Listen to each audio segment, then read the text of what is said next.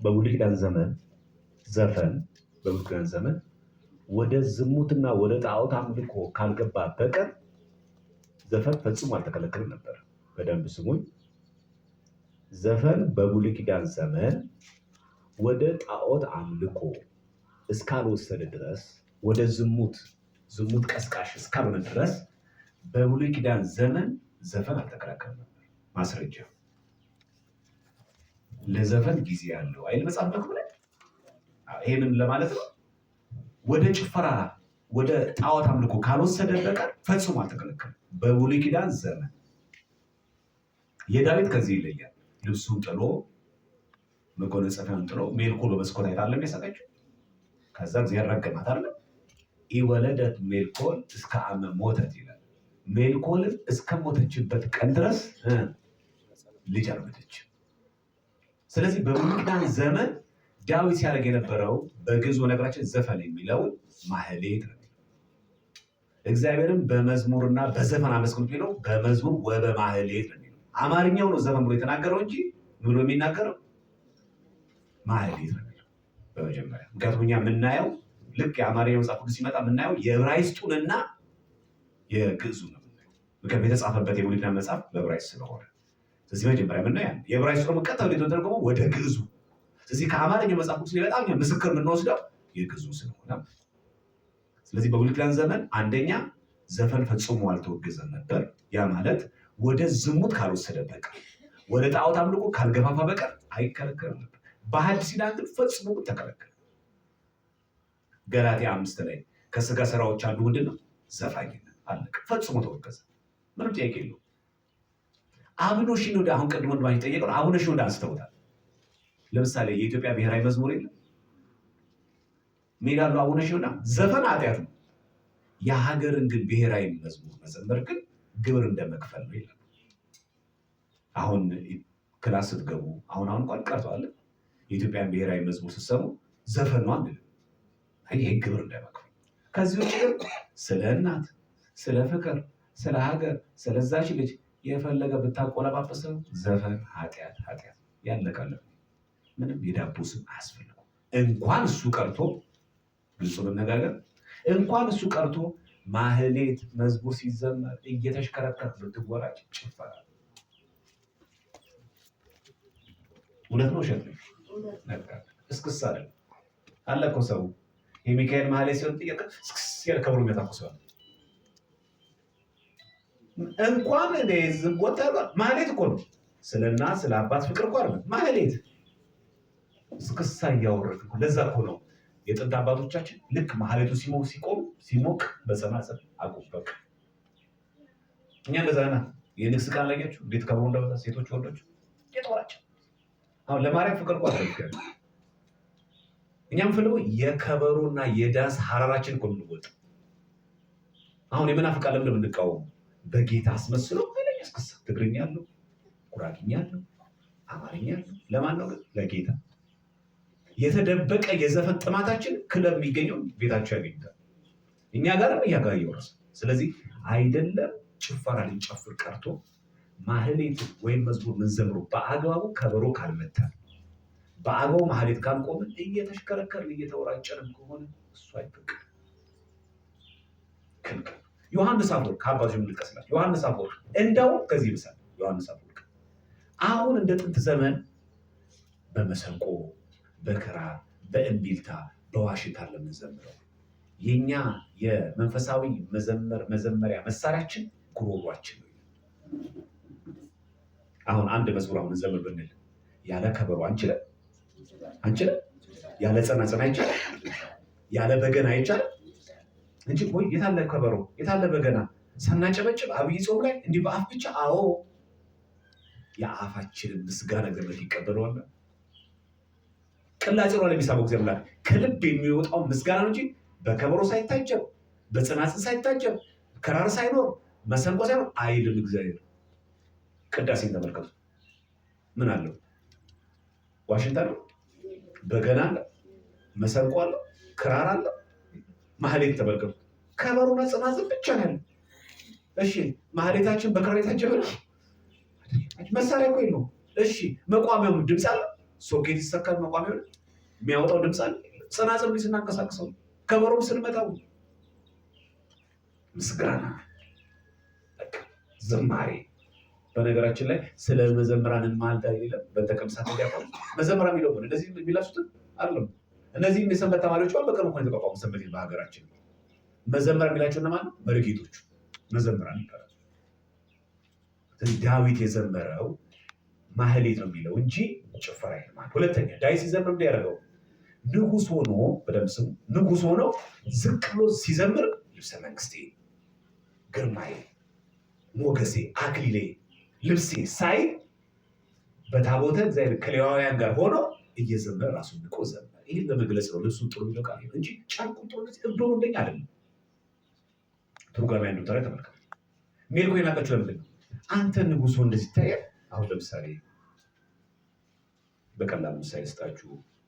የከተማዋ ከንቲባ ኦርቶዶክስ ሲሆንና የጥምቀት ቀን ከዘማሪያን ጋር እየዘመረ ምን ደብተር የሁሉም ሰው የእጁ ካሜራ ወዴት የሚዞረው?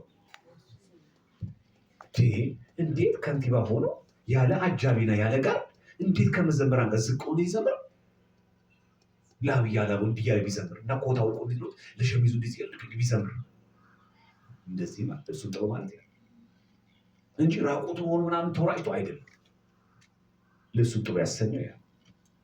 ስለዚህ በሐዲስ ኪዳን ፈጽሞ ያለ ነው የኢትዮጵያ ዘፋኝነት ኃጢአት። ሁለተኛ ዘፈን የሚለው ቃል ለወንጌል ተጠቅሞ መጽሐፍ ቅዱስ ላይ አንድ ጥቅስ ለበጎ ነገር ተጠቀም ማለት ጉዳዩ ሁሉ ቅዱስ ነው ማለት ግን አይደለም። ለምሳሌ ጌታችን እንደ ሌባ እመጣባቸዋለሁ አይደል? ሌባ ጥሩ ነው፣ ጥሩ ምሳሌ ምን ለማለት ነው? ሌባን ተቀሰው ምንድን ነው? የሌባን ድንገተኛ አመጣጥ ብቻ እሷ ነው የተፈለገችው። ሌባ ሲናገር ተናግሮ አይመጣም። ዛሬ ማታ ቤትን ሰረስራለሁ አይደል? ልክ እንደዚህ ሁሉ የኔም የክርስቶስ የአምላካችሁ ዳግም ምጽአት ድንገተኛ ለማለት የድንገተኛነት ምሳሌ ብቻ እንደ ሌባ ትለውቃለች እንጂ ሌባ ጥሩ ምሳሌ ማለት ነው። ልክ እንደዚህ ሁሉ የዘፈንን ጥሩ ነገር ሆኖ ሳይሆን ደስ የሚለውን ነጥብ ብቻ ወስደው ተጠቅሟል። ለምሳሌ በሉቃስ ወንጌል 7:15 ላይ እንደዚህ ይላል፣ እምቢልታን ነፋንላችሁ፣ ሙሾን አወጣንላችሁ፣ አላለቀሳችሁ፣ ዘፈንን ዘፈንላችሁ፣ አልዘፈናችሁ። እምቢልታን ነፋንላችሁ፣ ዘፈን አልዘፈናችሁ። ዘፈን ያላት ማለት ነው ወንጌልን። ወንጌል ዘፈን ተባለች። ለምን? ዘፈን ደስ ያሰኝ። ዘፈን ጽድቅ ነው አይደለም? ቅድም እንዳልኳችሁ ሌብነት ጽድቅ ነው አለ። እንደ ሌባ እመጣለሁ ማለት የሌባን ድንገተኛ መጣት ብቻ ምሳሌ እንደወሰደ ሁሉ ልክ እንደዛ እምቢልታን ነፋንላችሁ ዘፈንም አልዘፈናችሁ ሲል ምን ለማለት ነው? ዘፈን ያለው ወንጌልን ነው። ለምን ተባለች ወንጌል ዘፈን?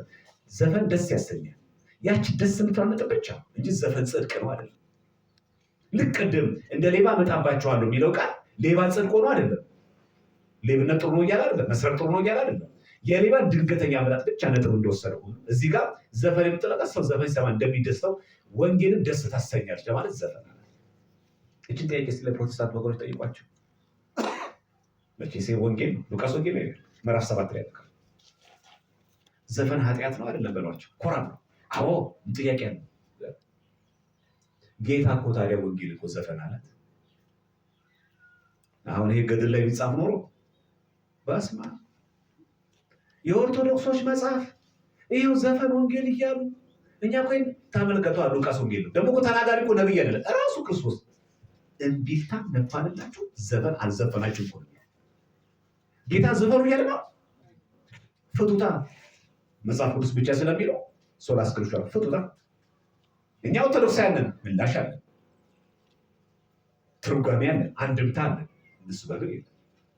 ስለዚህ ስለ እናትም ቢቀር ስለ ፍቅረኛም ቢነገር ስለ ሀገር በዘፈን ከቀረበ ኃጢአት ምን ይደረጋል? ስለና ስለ አባት ይዘመር ኢትዮጵያ ሰላምሽ ይብዛ አይባል። ስለምንድን ነው የመዝሙሩ? ስለ ሀገር። ለምን ዘፈን ያስፈልገዋል?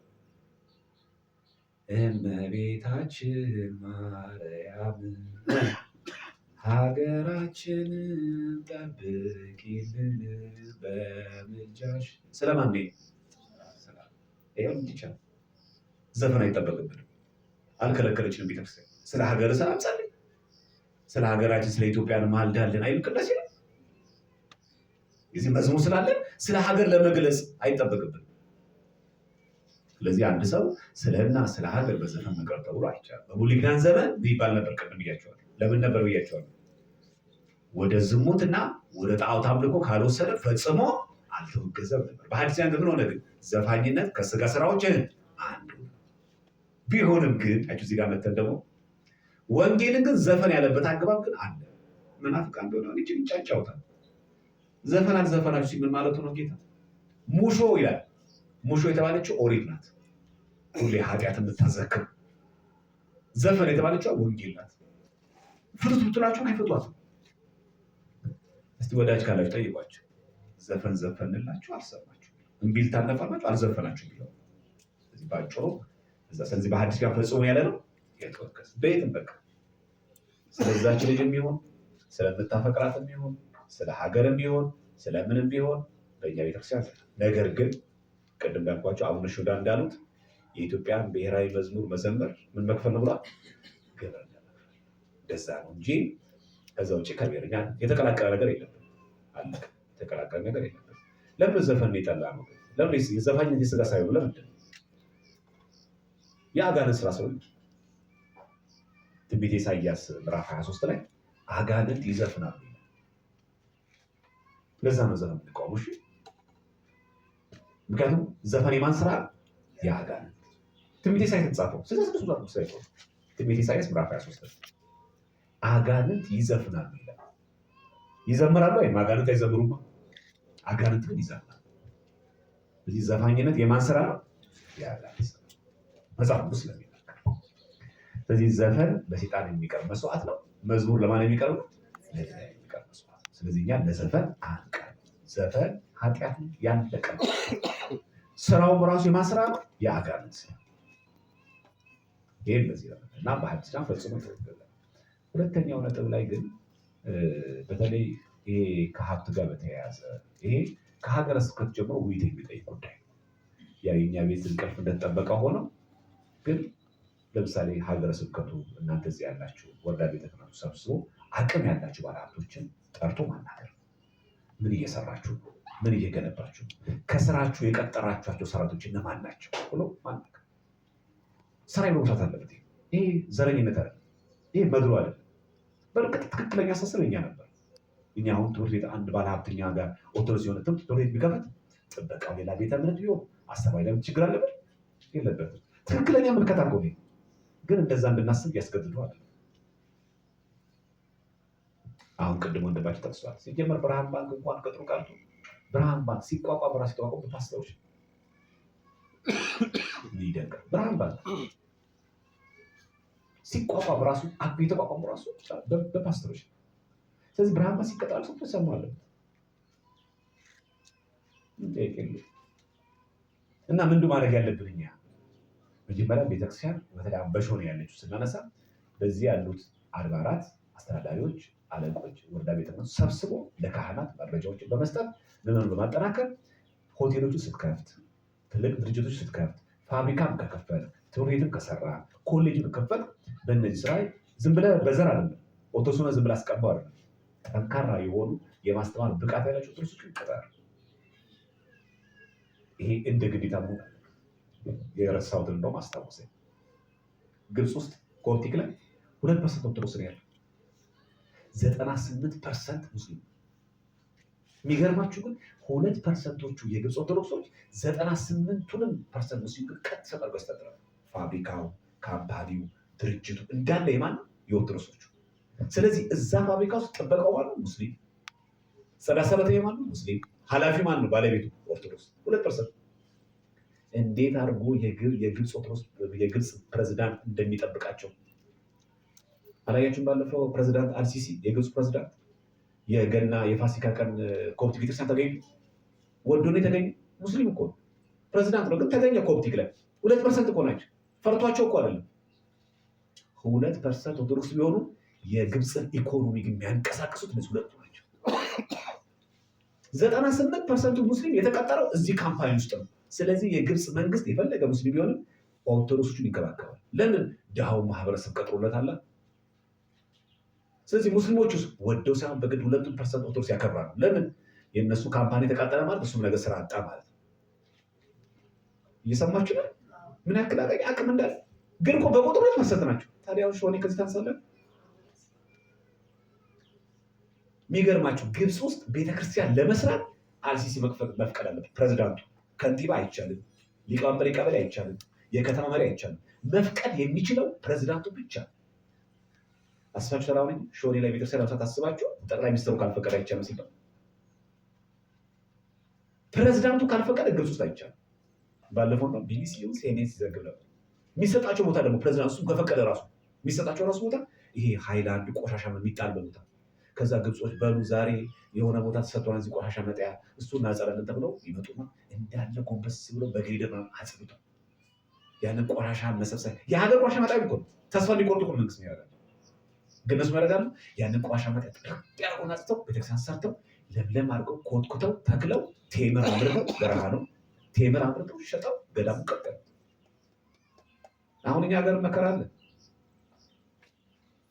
አሁን እኛ ሀገር እንደዚህ ቢሆንስ ነው ምንድነው? እኛም እንደው ምን አይነት መንግስት ነው የሰጠን?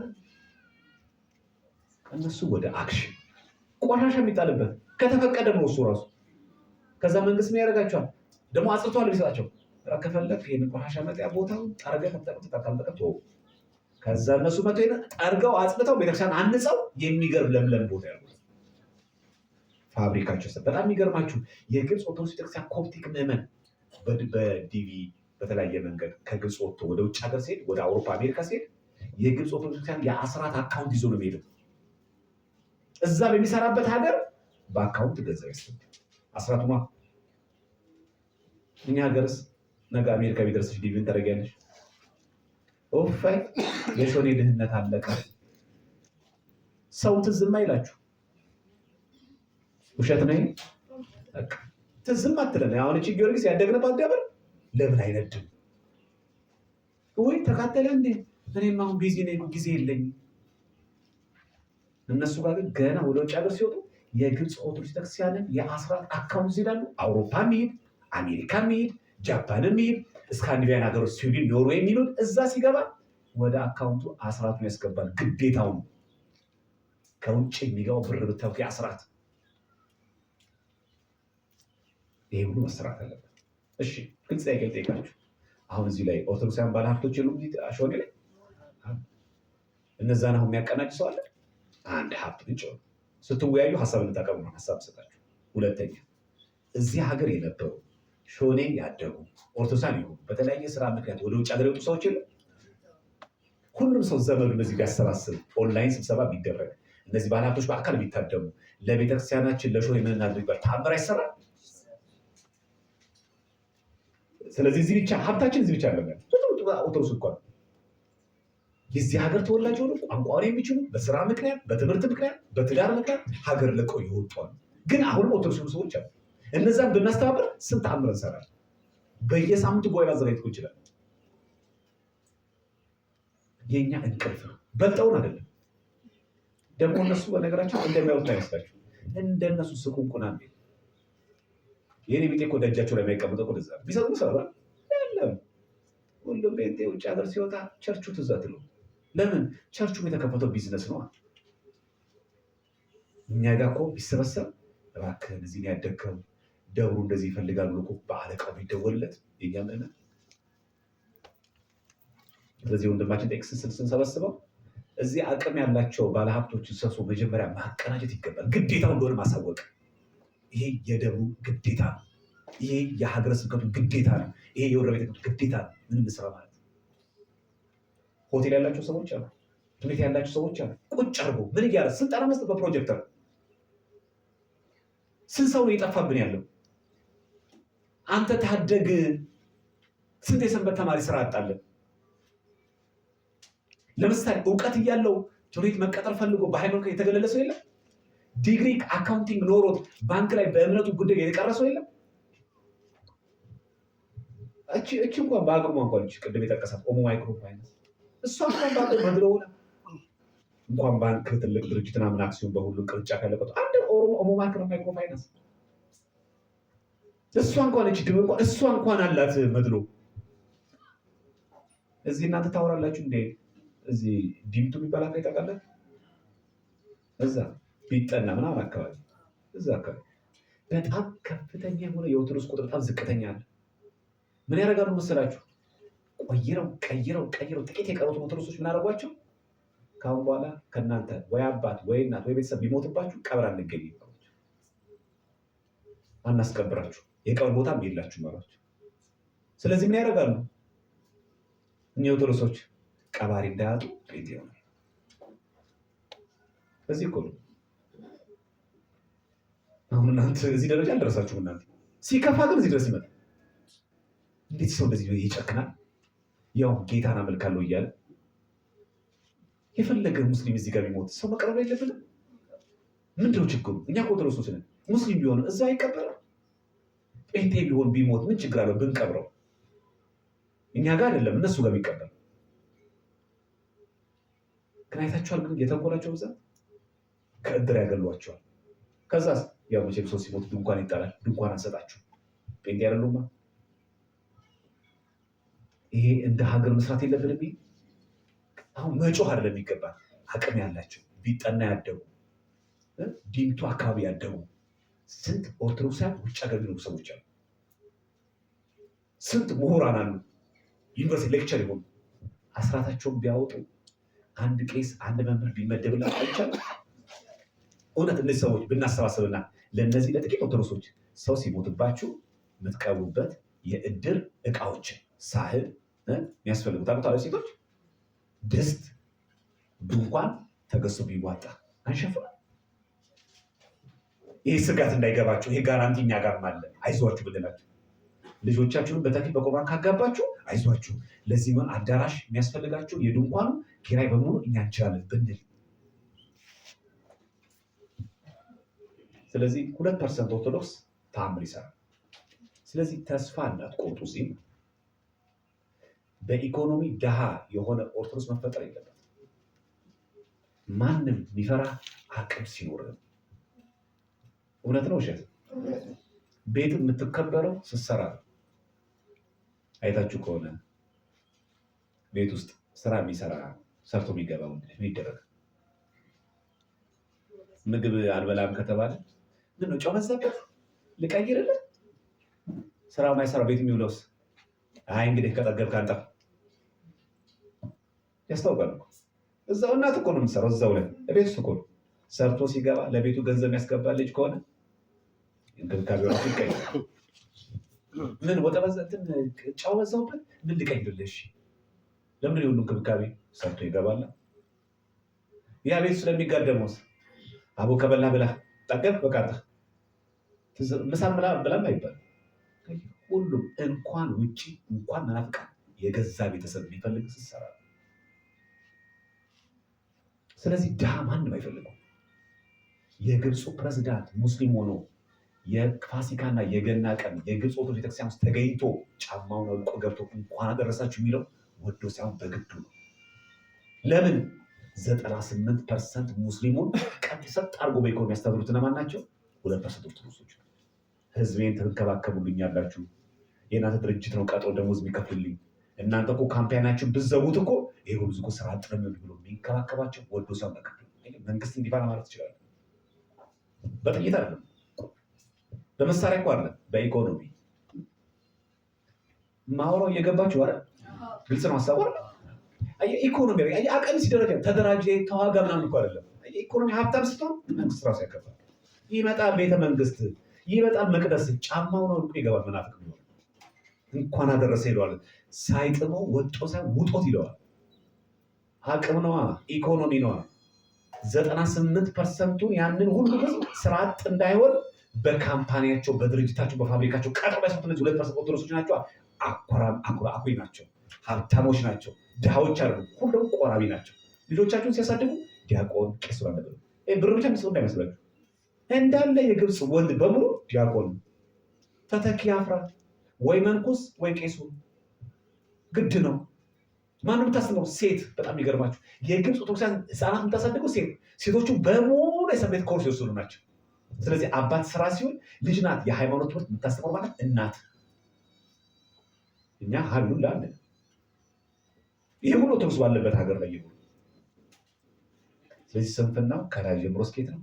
እስከታችን ለማባቸው ስትጾሙ እንደ ግብዞች አትሆኑ። ቅባት ተቀብሎ የትኛው ሎሽን ፍቅርን እኮ ነው እንጂ ቅባት ተቀቡ የሚለውማ ለሁላችን ከሆነ የኔ ቤቶች ምን ይቀቡ? እንኳን ሎሽን ምግብም የላቸው።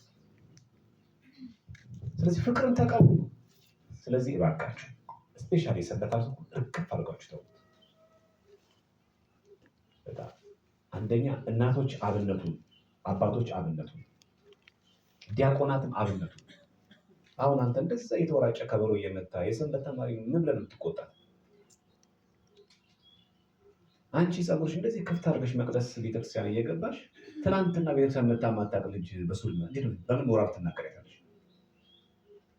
ሳናውቀው አንዳንድ ጊዜ ኃጢአት ተፈጽሟል። አይታችሁ አንዳንድ ጊዜ ይሄ ጋብቻ ቀለበት ነው፣ ግን አንዳንድ ቀለበቶች የሉም እዚህ ጋር የሚገቡ እዚህኛው ለጊዜ የፈለግነው ያ ፍንዳታ ለመሆን ነው። ግን የጊዜዎች ይጣላል ሎቲ የሚያደርጉ የሉም ወንዶች ነው። አላወቅነው ግን እየሆነ ያለው እሱ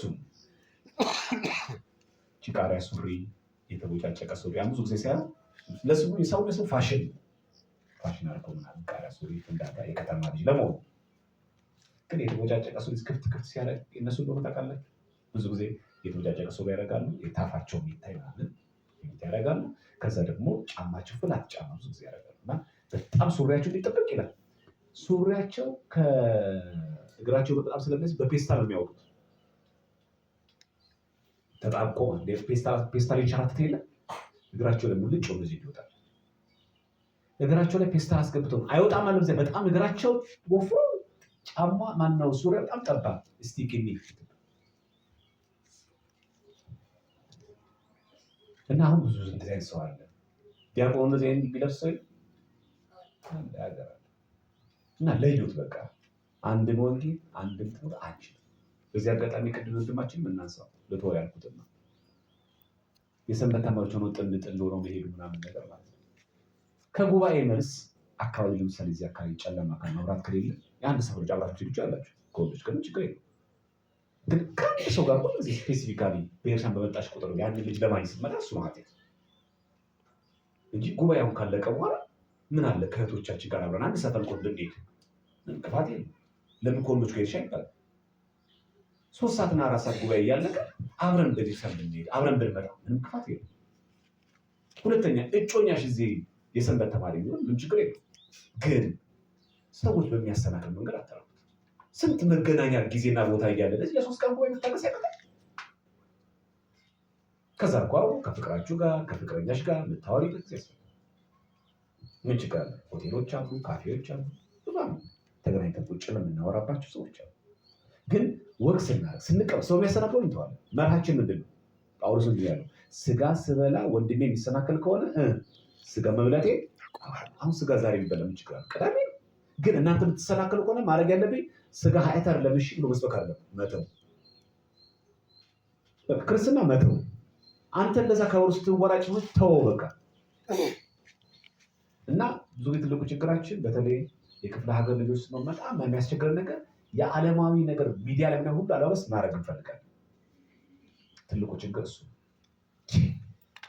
እንደኛ የኮስሞቲክ ማዕት ያለው ሰው አለ። ብዙ ወጫችን ቁስ ነው። አሁን እኮ ነገራቸው ሴቶች ላይ ስለሚሳበብ ነው እንጂ እንደ ወንዱ ቢሽሞን እንሆናለን። የአንዳንዱ ሰው እኮ ወንድ እኮ ሽቶ እኮ በተለይ ከተማሪ ሰት እኮ ይገድላል። ኧረ እባካችሁ ልጅቷን ለመሳብ ፈልገው ብቻ አይታወቅም። እንኳን ልጅቷ እኛንም እየገፋ ነው። ሽታው ከሩቁ የሚጠራው ደግሞ ከሱ ጋር ማሄድ አይነት እኮ አለ። አሁን ሰው ቤተ መቅደስ ሲገባ ሴት ልጅ ከነወራው አትግባ፣ ወንድ ልጅ ዝኔ ታይቶ እሱ ብቻ አይደለም እኮ ከሰውነታችን መግድ እየመገብ አይቻልም። ሽንኩርት፣ ነጭ ሽንኩርት ተበልቶ መቅደስ ውስጥ አይገባም። ለምን? ያንቺ ሽታ አይቶ ቤተ መቅደስ እኮ ሽታው ይረበሻል። ያ ብቻ አይደለም፣ ሽቶ በጣም ተነፍቶ የሆነ የሚሰራፍት ሽቶ የለም ሰው ግጥጥ የሚያደርግ እሱ ተቀብቶ አይገባም። ምክንያቱም ቅዳሴ ሲባል ሰው ተመስጦ ማስቀደስ ያለበት ነው እንጂ በአንተ ሽቶ በእኔ ሽቶ ምናምን በአንተ አፍ ሽታ ሆነ ያለበት ቀጥ ብለህ እና ብዙ ጊዜ የሚረብሽ ነገር እናደርጋለን። ቤተ መቅደስ ውስጥ የሚረብሽ ነገር አታርግ ነው። እንኳን የወር አበባ እንኳን ዝኔት ይቅርና በቃ ሰዎችም የሚረብሽ አለባበስም ይሁን አክትም ይሁን ሽቶ ማንኛውም ነገር ፈጽሞ ተከለከሉ። ሜዳ ፍትሐ ነገሥት ቤተ መቅደስ ቤተክርስቲያን እንዲህ አጥሮ ስንት ነው ስፋቱ ይላል። በዚህ ሁሉ ውስጥ መሬት ላይ ምራቅ መስፋት እንደማይችል ታውቃለህ? ቤተክርስቲያን ቅጽ ውስጥ ምራቁን ጢቅ ያለ ሰው መቅደስ ውስጥ እኮ አይደለም ቅጽ ውስጥ እንዳለ ጢቅ ያለ ሰው ቀኑን አይገባዋል። ምራቅ መስፋት አይችል። ለምን? ቤተክርስቲያን ንጹህ ናት። ለምን ቤተክርስቲያን ውሻ ማይገባው? ውሻ ተረግሞ ነው አይደለም። ውሻ እኮ በየቦታው ስለሚጸዳዳል። ቤተክርስቲያን ቤተ መቅደስ ንጹህ ናት፣ የገነት ምሳሌ ናት። ለዛ ውሻ እኮ ጠልተ ነው አይደለም። ውሻ ምን አደረገ? ምንም ክፋት እኮ የለውም። ለምን ቤተክርስቲያን ውሻ እንስሳ ማናሳድገው? ክፋቱ እኮ ውሻው ሲፈጠር ክፉ ሆኖ አይደለም። ውሻን የፈጠረው ማን ነው? እግዚአብሔር ነው። ክፋቱ እኮ እሱ አይደለም። እግዚአብሔር የማይፈጠረው እኮ ክፉ ሆኖ እኮ አይደለም። ቤተ መቅደስ ግን ንጹህ ናት። መቅደሱ የገነት ምሳሌ ነው። አይሄድ ሙሉ እኮ ዛፍ የሚበዛው እኮ እኛ ጥላ እንዲሆን ተፈልጎ እኮ አይደለም። ቤተክርስቲያን የገነት ምሳሌ ናት። ዛፉ ነው ለዛ እንጂ እኛ ጉባኤ ስንማር እኛ ስናስቀድስ እንደው ፀሐይ እንዳይመታ ተብሎ እኮ አይደለም። የገነት ምሳሌ ናት። ቤተክርስቲያን ላይ ውሻ ስለሚጸዳዳ ቤተክርስቲያን ውስጥ ውሻ እንዳይገባ ይከለከል። እኛ ግን በሆነ ውሻውን አባረን ራሳችን እንዳንጨርሱት። እሺ ውሻውን አባረናል ስለሚጸዳዳ። ከአፋችን የሚወጣው ቃልስ ቅድም እንዳታችን እንዳሉት ያ ዲያቆን የተሽከረከረ ረጋ ብለህ መታ ስትሉት ቢሳደቡ ስድብ ከውሻው ሽታ ከሚጸዳ አይበልጥ። ታዲያ ማነው መውጣት ያለበት? ውሻው? እኛ ውሻውን እያባረርን ቤተ መቅደሱን አረከስ ካቆሸሽ ብለህ ነው። ስንት ነገር እያቆሸሽ ነው ያለው። ስለዚህ እባካችሁ ለሐሜት በር አትክፈቱ። የሰንበት ተማሪ እኮ የሚሆኑት እርስ በርስ እኮ ጥንድ ሊሆኑ ፈልገው ነው። ፍቅረኛ ለመፈልገው ነው። ሐሜት አፍርሱትና። ፍቅረኛ መያዝ መጥፎ ነው አይደለም፣ ግን ቦታ አለው ሁሉ ነገር። ስትሄዱ ለሐሜትማ ይመቻሉ። ለምሳሌ ሁሉ ጊዜ ከእሷ ልጅ ጋር ብቻ የምትሄድ ከሆነ አንተ ሁለተኛ ሴት፣ ሁለት ሴት ሆነ አንተ ወንድ፣ ወይ ደግሞ ሁለት ወንድ ሆናችሁ አንድ ሴት፣ ለሐሜት የማይመች አልኩት እንጂ ወንድማችን እንዳለው ክብረ ንጽሕና ማጣት፣ እርግዝና ላይ መድረስ፣ ከዛ ደግሞ ውርጃ አይቆም እኮ። እርግዝና ሲከሰት ወደ ይኬዳል። ከዛ ያለ ጊዜ ሰው ውርጃ፣ ሽንት ቤት ላይ ስንት ህፃናት ያለቅሳሉ አሁን። ይሄ ማለት ነው። እና አቤት እግዚአብሔር ግን ስንት ነገር ተሸክሞ ዝም እንዳለ፣ አቤት እሳት አለማዝነቡ። እንደዚህም ሆነን መቅደስ ስንገባ ጸጥ ይላል። አቤት ቸርነቱ። ዝም እንዳልሰማ እንዳላየ እንዳላወቀ ጸጥ። በቃ ንጽህናችሁ ጠብቁ። ሁሉ ነገር ይደርሳል። ስታገቡ ይደርሳል ሁሉ ነገር። በቃ ዋናው አይምሯችሁን አስተካክሉት። ብዙ ሰው በነገራችን ላይ ከሴት ጋር በዝሙት የሚወድቀው ወጣትነቱ ከብዶት ምናምን አይደለም።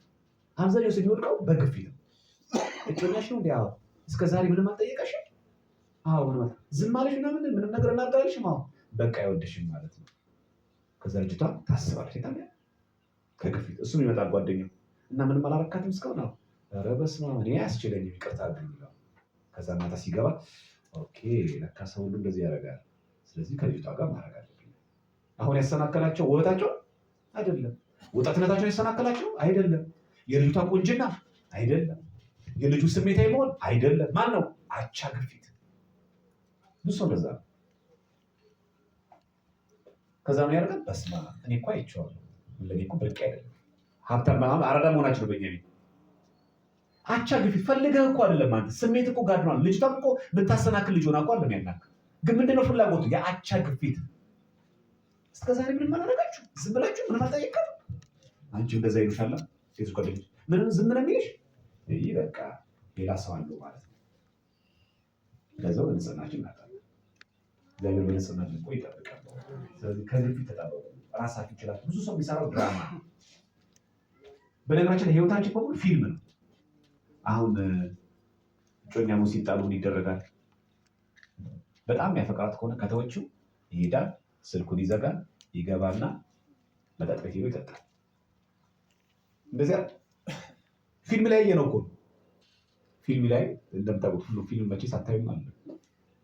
ፊልም ሳይሆን እንደሚደረጉት ሁለት እጮኛሞች ሲጣሉ ይወጡና አንዱ መጠጥ ቤት። ስለዚህ እኛ ምን እናደርጋለን? እሷ ስትዘጋው ከአሁን በኋላ አልፈልግም ስትለው ይሄድና መጠጥ ቤት። እኛ እኮ የምንሰራው ፊልም እንጂ ፊልም ኢትዮጵያ ላይ የሚሰራውን ፊልሞች በሙሉ ከጮኛው ከትዳር አጋሩ ጋር ስትጋጭ ሄዶ ቤተክርስቲያን ሄዶ ጾመ፣ ጸለየ፣ ሱባኤ የገባበት አይተሽ ታውቃላችሁ? የሚያሳዩን ምንድነው? መጠጥ ቤት ሄዶ ሲያከ ምን ወስባል ከጮኛው ጋር ተጣልቶ ነው። ስለዚህ ምን እናደርጋለን? እኛ የምንሰራው ፊልም ነው። አንተ እሷ ስትከዳ ምን ታደርጋለህ? ወደ እግዚአብሔር ላሳስብ፣ እሱ ልማጸን ነው። እንግዲህ እግዚአብሔር ካልፈቀደ እሱ ፈቃድ ይሁን ብሎ ማን ነው ወደ እግዚአብሔር ይሄዳል? አያሳዩንማ። ፊልም ላይ የሚያሳዩን ግሮሰሪ ነው። ስለዚህ አንተም ነገ ስታለ ግሮሰሪ ትገባ፣ አንቺን ከሱ በስታይ ስልክሽን መዝጋት ምናምን፣ ከዛ ዘፈን መስማት፣ ቤተክርስቲያን መተው። የሰንበት ተማሪ ነበረ፣ አገልጋይ ነበረ፣ ጎበዝ ዲያቆን ነበረ። ከዳሽ ስለ ከዳሽ ምን ብጠበስ እና ቤተክርስቲያን ከዳችሽ፣ ዲያቆኑን ከዳሽ ማለት እግዚአብሔር ከዳሽ ማለት ነው። ስልክሽን መዝጋት፣ ስንበቴት ማቆም፣ ፊልም አለ የምትሰሩት። እኛ እኮ ፊልመኛ ነን። መቼ ነው ራሳችንን የምንሰራው? እና የሆነ እጮኛችን ጋር አብረን የምናሳልፈው ታይም በሙሉ አሁን ስንገናኝ ምናምን የምናወራው ወሬ ራሱ በጣም ወድሽ በጣም ፊልም እኮ እኛ የምንፈልገው ምንድን ነው? በፊልም ያየነው በተግባር ማየት እንፈልጋለን። ስለዚህ ግን ሆነ የምንገናኝ በሙሉ ቃላት ብቻ ሆነ፣ ተግባር ላይ ምንም ነገር የለም። የተግባር ሰው አይደለም። እና ባጭሩ እግዚአብሔር ከፊልም ሕይወት ይሰውራል። ትክክለኛ ሕይወት እንደው እሱ በቸርነቱ ይርዳል። ልክ ስትጣሉ ግጭት ሲፈጠር በእጮኝነትም በምንም ወደ እግዚአብሔር መማፀን፣ ያለ ጊዜው የሚደረግ ምንም አይነት ሩካቤ ስጋ መከልከል አይቻልም። እደርስበታለሁ፣ ጊዜ ያለው ነው ነገር። ወጣት ስሜቶች አሉ፣ ግን በጸሎት ራሴ እገዛለሁ። እኔ በተክሊል ማግባት ነው የምፈልገው፣ እኔ በቁርባን ማግባት ነው የምፈልገው። ከዛ እግዚአብሔር ለእኔ ትዳር አጋር አይከለክለኝም። ከፈቀደን የእሱ ፍቃድ ይሁን። በንጽህና ይግል እግዚአብሔርን ግን ላሳዝነው አይገባም ብላችሁ ቋን ነው። ከዛ ታማኝ ስትሆኝ እግዚአብሔር ለአንቺ ታማኝ ሆኖ ሲያመጣች ሌላ ቤተመሰብ የለም። ቆሜ ልቀር መናፍቅ ከማገባ ልክ ስጸኝ እግዚአብሔር ለአንቺ ሆኖ ያመጣል። ቆሜ ልቀር በፍጹም መናፍቅ ሴት አላገባም ስትል እግዚአብሔር ለአንተ ትዳር አጋር ያመጣል። መጀመሪያ ግን አንተ ሳራ የምትፈልጋት ከሆነ አብርሃም ሆነ ተገኝ። አንቺም አብርሃም የምትፈልግ ሆነ ሳራ ሆነች ተገኝ። አሁን ትልቁ ችግራችን እኛ ጥሩ ባል እንፈልጋለን። ሴቶች ጥሩ ሚስት ግን ናችሁ። ወንዶች ልክ እንደዛ ጥሩ ሚስት ይፈልጋል፣ ግን እኛ ጥሩ ባል አብርሃምን እኮ መሆን አለበት። ሳራን እኮ ስትመኝ አንተ አብርሃም መሆን አለበት። ምክንያቱም ሳራ የምትገባው ለአብርሃም ነው። ካልሆንክስ ወደ አብርሃም ትሄዳለች። አንቺም ልክ እንደዛ አብርሃምን የምትመኝ እውነተኛ ደገኛ ባል የምትፈልግ ከሆነ አንቺ እውነተኛ ሳራ ሆነች ተገኘ። አንቺ ትክክለኛ ሳራ ካልሆንሽ አብርሃም ወደ ሳራ ይሄዳል። እየገባችሁ ነው የማወራው ነገር በቃ። ስለዚህ ትክክለኛ ባል መጀመሪያ ሆኑ እናንተ። እሱ ድንግል አይደለም፣ ድንግል ሴት ፈልጋለሁ። እሱ ታማኝ አለ፣ ታማኝ ሴት ፈልጋለሁ። መጀመሪያ ታማኝ እኮ አይደለም እንዳንተ አውደል ያለን በሶስትና በአራት አንዴ በኢትዮ ቴሌኮም አንዴ በሳፋሪኮም ስልክ እየቀያየረ 30 ሴት እየቀያየረ እኔ የምወደው ታማኝ ሴት ነው። አንተ አለሌ ስትሆን እግዚአብሔር የሚቀጣል። አለሌ ነው የሚያጋጥም። ታማኝ የሆነ መጀመሪያ መቆም አለብን። በ30 ስልክ እየቀያየርክ በ30 ቴሌግራም እና 30 ሴት እያወራ ታማኝ ሴት የምፈልገው። አንቺም ልክ እንደዛው እሱን እዚህ ቁጭ አድርገሽ ሌላ ሰው እያወራሽ እኔ ታማኝ ወንድም ደስ የሚለኝ መች ታማኝ ሆንሽ? መጀመሪያ ወደ እግዚአብሔር ቀርበን የተራራጋ ስጠኝ ከማለት በፊት እኔ መጀመሪያ ባለመው ብቁ ነኝ። ወንድ ሁሉ እኮ ባል አይደለም፣ ሴት ሁሉ እኮ ሚስት አይደለች። እኔ ትክክለኛ ሚስት ሆናለሁ፣ ለሚስትነት እገባለሁ። ይሄ ማሰብ እንጂ እኔ ቆንጆ ያለሽ ሁሉ እንዳይመስልሽ። አጅሬ አንዳንድ ጊዜ ደግሞ እባካችሁ የትዳር አጋራችሁ አታሳዝኑ። መተው ከፈለጋችሁ በግልጽ ተናገሩ። መኪናም እኮ ሲዞር እኮ ፍሬቻ ያበራል አያበራም? ልዞር ነው አንተም እንደዛ በል። ልትዋት ከሆነ እባክሽን ሊሄድ ነው በላት። ፍሬቻ እንኳን አታበራም። ለምድር ግን በለ ስልክን ጥፍት ብታደርገ ብሎ ካልገጠፋለን ነውር አይደለም? ከመኪና ታንሳለን እንዴ አንተ? መኪናም እኮ ሲዞር እኮ ፍሬቻ ያበራል። ልዞር ነው ሊሄድ ነው እያለ ፍሬቻ ሳታውቁ ትሄዳላችሁ። ለሰው አስቡ። በልጅቷ እድሜ ላይ ያ ሁሉ ሰዓት አስጠብቃት ቆይታ አንተ ጠብቃ አንቺ ልጅ አንቺን ጠብቆሽ ያን ሁሉ ጊዜ አንቺ ከጠበቀ በኋላ እሱ ትተሽ ስትሄጂ አይከብድም? እውነት የቀናት ትዳር ሲገጥምሻል? የእሱ እንባስ ያስቀምጥሻል? አንተስ የእሱ እንባ ያስቀምጣል? ስንት ዘመን አንተን ብላ ተቀምጣ ስትጠብቅ በእድሜዋ ላይ ቀልደ ተጫውተ ስትሄድ ከዚህ በኋላ ጥሩ ትዳር ታገኛለህ? እግዚአብሔር አምላክ ፍትሐዊ አምላክ አይደለም? ሰው ባያይ ማን ያያል? የዛ ሰው ቁጥባቸዋል። ስለዚህ የማትጨርሱትን አትጀምሩ። ከልብ ካልጀመር ካልተውሹ አትጀምሩ። እንደ ፍቅር ህይወት የሚጎዳ ነገር የለም። ብዙ የሰንበት ተማሪ ቢጠፋት እንደዚህ የሆነ ተጣሪ የሆነ ሰባኪ የሆነ ሰው ፍቅረኛ እንይዛለን። እንደምታውቃል ሆታ ይበዛዋል፣ ፎቶ ይበዛዋል። በየፌስቡክ ወይ ቲክቶክ የኔ ውድ ያላንቺ እኮ ህይወት ጨለማ ነው። ኧረ እባክህ ይሄን ይለው እኮ ቦግ ያለ መብራት ላይ ጭፈራ እየጨፈረ ገዝ ቢል ጨለማ ነው የሚለው እሱ እስክስታውን እየወረደ ነው። ያላንቺ ህይወቴ ባዶን ታውቃላችሁ። ሴቶቹ ደግሞ ጆሮ፣ ወንዶች ደግሞ አይን። አይታው የማታውቀው ወንድ ጓደኞቿ በስፋት አቤት እሱ ልጅ ግን በስመ አብ እንዴት ደስ እንደሚል ነገር እንዴት ስትል እዚህ እኮ አልመጣች ናት። በፍቅር ክንፍ ብላለች። ቀይ ነው ጥቁር ነው አጭር ነው መልከ መልካም ነው አላወቀችም። በሚወራው ወሬ ብቻ ጆሮ አጠግቦ ወንድስ አጅሬው ልጅቷ በጣም ቆንጆ ሲባል እስቲ ፎቶዋ በልጠም ቢያንስ አትሊስት ማፈቀው ነበር ላይ ቢያንስ በትንሹ በአካል እንኳን ባያት እስቲ ፎቶዋ ምን አይነት ልጅ ናት። ከዚህ በኋላ ነው ፍቅር ምንም ይቀጥላችሁ። ብልጥናት ሴቶች ጆሮአቸው ብቻ በቂ ጥቁር ይሁን ቀጭ ይሁን አጭር ይሁን ምን ይሁን መልኩም ሰውነት በተወራ ወሬ ብቻ ነው። ደግሞ ሰው በተወራበት አይሆንም። አላያችሁ አንዳንድ ሰዎች መልካም መስሏችሁ ቀርባችሁ ገለባዩ ሰዎች አንዳንድ ጊዜ በጣም የምትንቁት በጣም የምትጠሉት ሰው ጋር ፍቅረኛ የሆናችሁ ሰዎች እኮ አላችሁ። አቤት ድሮ ግን ይቅርታ እንዴት እንደምጠላ በእውነት ጉረኛ ነበር መስመስለኝ። ስትቀርም እኮ የመጨረሻ የዋህ አንዳንዱ ደግሞ የዋህ መስል ግን ውስጡ እባብ። አንተ እንደዚህ አይነት ሰው አይመስልህ። አንተ እንደዚህ አውሬ ነህ እንዴ? የለም ባትሉ አለ፣ ባይዋጥላችሁም አለ። ሀቆ ይሄ አንድ የመጨረሻ ሀሳብ ልቀበልና ላጠቃልል። እሺ ብዙ አልናገራችሁ። እሺ ወንድማችን ልቀመጥ። አመሰግናለሁ። በመጀመሪያ ትንሽ ለሰፈሩም አዲስ ነኝ እና መጀመሪያ እንትን ያልኩት ጥያቄ ዘፈኑ ነበር ተመልሷል። በደምብ እኔም ለብዙ ጊዜ ጥያቄ ሆነብኝ የነበረ ከብዙ መምህራንም ሰማይ ነበረ እና አጋጣሚ ከመምህር ምረታ ራሱ የሆነ አጋጣሚ ላይ ጥያቄ ሲመልሱ ሰምቻለሁ። 3 አይነት ዘፈን አለ፣ የሚቻሉ ዘፈኖች እና የማይቻሉ ብለው በጣም የሆነ ግራ አጋብቶኝ ነው እና ጥያቄው ዘፈን እንደማይፈቀድ ነው የተነገረው እና በዘፈኑ በዛው ተያይዞ የሚመለስ ነገር ቢኖር ጥምቀት በዓል ላይ የተለያዩ በዓላት ላይ የሚዘፈኑ ዘፈኖች አሉ። በእናቶች በኩልም በአባቶች በኩልም የተለያዩ ጥያቄዎች አሉ። ዘፈን እነኛ ዘፈኖች ውስጥ እንዴት ናቸው? ዘፈን ናቸው ወይስ ዝማሬ ናቸው የሚለው። ሌላኛው ደግሞ መጠጥ ላይ ትንሽ በዚህ ሰዓት በጣም አህዛብ የሚነሳ ጥያቄ ነው። መጠጥ ላይ አትጠጣ እንጂ አትስከር እንጂ አትጠጣ የሚል ነገር የለም በሚል ብዙ የሆነ ጥያቄዎችን የሚያጋጭብን መጠጥ ላይ ነው። ጥያቄ አንዱ መጠጥ መጠጣት አይቻልም፣ አንዱ አትስከር እንጂ መጠጣት ይቻላል ይላል። ይሄ ነገር በጣም ግራ ያጋባል። ቤተክርስቲያን አካባቢ ስና የሆነ እንደሚቻል አድርገው የሆነ ዝክር ባለ ሰዓት ምናምን ቤተክርስቲያን ግቢ ጭምር መጠጦች ገብተው አባቶችም ወንድሞች ሴቶች ተሰብስቦ ሲጠጡ እናያለን። የተለያዩ አልኮል መጠጦች ከጠላ ውጭ የሆኑ መጠጦች ይዘዋል። ይህ ነገር እንዴት ነው? እና ሌላኛው ደግሞ አንድ ጥያቄ እንደኔ ማለት ነው ተአምረ ማርያም ላይ ተአምሯን ሰምቶ ወደ ቤቱ ሄደ ስጋው ደግሞ እንደተቀበለ ይሆንለታል ድረግለታል የሚል ያ ነገር ትንሽ እንደራሴ ጥያቄ የፈጠረብኝ ነገር ስለሆነ ነው። ሌላኛው እንደ መጨረሻ እንደማሳሰቢያ የማደርገው ነገር እንደ ቤተክርስቲያኑ እንደዚህ እንደሱ ሆኔ እኔ አጋጣሚ ወላይታ ሶዶ ዩኒቨርሲቲ ነው የተማርኩት። እዛም በጣም አህዛብ ያለበት አካባቢ ነው፣ እዚህም በጣም አህዛብ አለ። ግን ሲታይ በጣም ልዩነት አለ። ወላይታ ላይ አህዛብ በዝቶ ያለው አህዛብ ያለው የእውነት እኔ እንደኛ ወደ ጉራጌ ምንም አይነት አህዛብ የለም። የእውነት አህዛብ ቢኖር አልኩኝ እንደ ሰፈራችን እዛ ላይ ወደዚህ ወደኛ ሳይ ያለው እንትን ወላይታ ላይ በጣም ጥንካሬ ያላቸው በጣም ለቤተክርስቲያን ለሃይማኖታቸው ይጋደላሉ። በቃ ወደኛ ሳይ በቃ ሌላ ሃይማኖት ስለሌለ ግዴለሽ ስለነበር እኛ ጋርም ሌላ ሃይማኖት ቢኖር የሚል ቁጭት ውስጥ ያድረዋል። ምክንያቱም ሌላ ሃይማኖት በበዛ ቁጥር እኛ እንጠነክራለን፣ ክርስቲያንና መስማት ይጠብቃል እንደሚባለው እንጠነክራለን የሚል ነገር ነው። ጨርሻለሁ። አመሰግናለሁ። እግዚአብሔር ይስጥልን። እንግዲህ ሀሳቦችን ጥያቄዎችም ናቸው። የመጀመሪያው የጥምቀት ቀን ሰው ይጨፍራል። የጥምቀት ቀን የብሔር ብሔረሰቦች ቀን አይደል?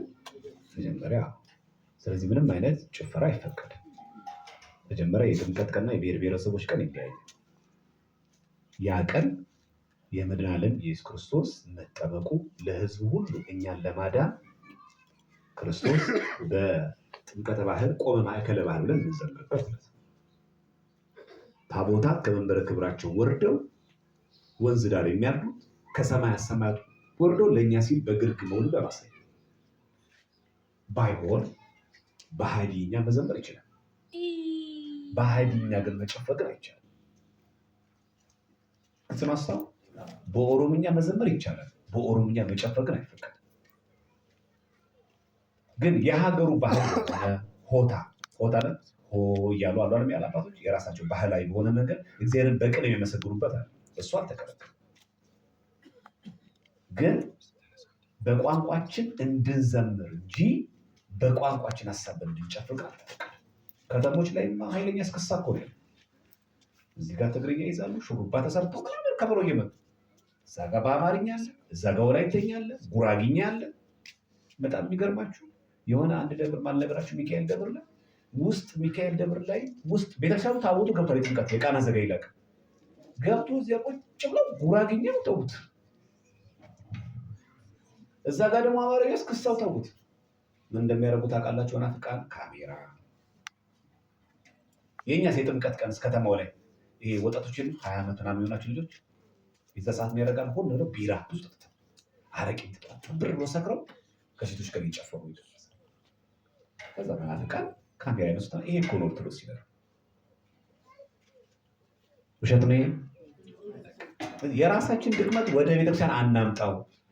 ቤተክርስቲያን ያላችሁ ዘምሩ ነው እንጂ ዘፍኑ አላለችም። እሺ፣ ሁለተኛው ከመጠጥ ጋር የተያያዘ መጠጥ መጽሐፍ ቅዱስ ላይ አዎ ፈጽሞ አልተከለከለም። በቤተክርስቲያናችን 4 ነገሮች አሉ። አንደኛ ተፈቅደው የታዘዙ አሉ። ለምሳሌ ጽድቅ፣ መቁረብ፣ መጸለይ፣ መጾም፣ ንስሐ መግባት ተፈቅዷልም ታዟልም ማድረግም አለ። አንደኛ። ሁለተኛ የማይፈቀዱ ኃጢአትና እርኩሰት ማድረግ አይፈቀድም። ሶስተኛ ተፈቅደው የማይበረታቱ አሉ። ለምሳሌ መጠጥ ተፈቅዷል፣ ግን የማይጠጣ ሰው ይበረታታል። ቡና አልተከለከለም። ቡና ጠጡ የሚል ኃጢአቱ እንግዲህ ትምህርት የለም። ቡና የማይጠጣ ሰው ሰየው የተሻለ አለ ተፈቅዷል። ምን ያለው ዮሐንስ ወንጌል ላይ ሁሉም ተፈቅዶልኛል፣ ሁሉ ግን አይጠቅምም። ፈጽሞ ቢራ የማይጠጣ ሰው አለ። ጠላም በለው አረቄም በለው ምንም መጠጥ እንደለቀቅ ፉት የማያደርግ ሰው አለ። የተሻለ አለ ተፈቅዷል እኮ ግን አልተከለከለም። ሻይ መጠጣ የተሻለ አረገ። እኔ ቡና ጠጣ የተሻለ አረገ። ብጠጣስ ሱስ አይሆንብህ እንጂ አይተርም። አይ እናንተ እኮ ቤተክርስቲያኑ መጠጥ እኮ ፈጽማችሁ ብታወግዙ ኖሮ ሰው አይጠጣም ነበር ይላሉ አይደል? ጫት ፈጽማ አላወገዝም። አሁን ጫት ችግር የለውም። በትንሽ ትንሽ ቀጭ ቀጭ ካረጋችሁ ችግር የለውም ብለን ጫት እኮ ኃጢአት ነው እንዳትቅሙ ተብሏል። ሺሻ የተፈቀደለት ሰው አለ። ልክ እንደመጠጥ አይ አትስከር እንጂ ጠጣ እንደሚባለው አትጡዝ እንጂ በሺሻ አንድ ሁለት ሳብ የሚላል ግን ሰው ትቶታል አልተውም። ስለተወገዘ ነው እንዴ? እሺ ዝሙት ትንሽ ከአንድ ሁለት ሴት ጋር ከሆነ ችግር የለውም ተብሏል። እሺ ዝሙት ሰው ተወ አልተወም። ይሄው እያወራን አይደል ስለ ዝሙት ያው ማገልገሉ እና ብዙ መናፍቃን እንዴት የሚያስቡት ስላልተወገዘ እሺ ወደ እነሱ የምናምጣው ቸርቻቸው አዳራሽ ላይ ወንድና ሴት ጥንዶን ምን እያደረጉ ነው? አላወገዙትም። እነሱ እኮ ዝሙት ኃጢአት ነው ይላሉ ለንግግር እንኳን ቢያንስ። ግን ቸርች ውስጥ እንደሚፈጸመው ሴቷ ምን ለብሳ የምትሄደው ቸርች አናውቅም። ወንዱን አይቶ የሚመጣው እና ዋናው ዓላማችን የእነሱ ጉዳይ ሳይሆን በእኛ ቤተክርስቲያን እንደዚህ አይነት አለባበስም ወይም እንደዚህ አይነት ድርጊት ፈጽሞ አይፈቀድም።